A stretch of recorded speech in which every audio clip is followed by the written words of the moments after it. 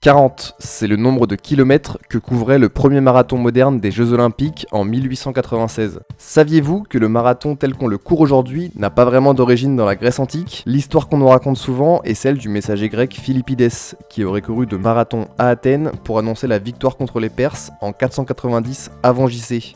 Mais cette version est bien plus proche du mythe que de la réalité historique. Philippides, selon des sources historiques comme l'historien Hérodote, aurait effectué une course beaucoup plus impressionnante. Il a couru environ 240 km en 2 jours pour demander de l'aide aux Spartiates.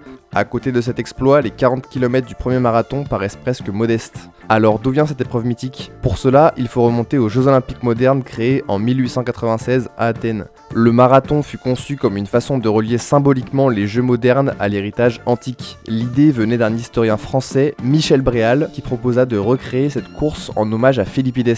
Les organisateurs adoptèrent son idée et la première épreuve de marathon moderne fut courue sur environ 40 km, soit la distance approximative entre Marathon et Athènes. Mais pourquoi la distance officielle d'un marathon est-elle aujourd'hui de 42,195 km? Cela date des Jeux Olympiques de Londres en 1908, lorsque la course fut prolongée pour que la famille royale puisse la suivre depuis le balcon de Windsor Castle. Depuis, cette distance est devenue la norme. A demain pour une nouvelle info, une vidéo par jour pendant 365 jours.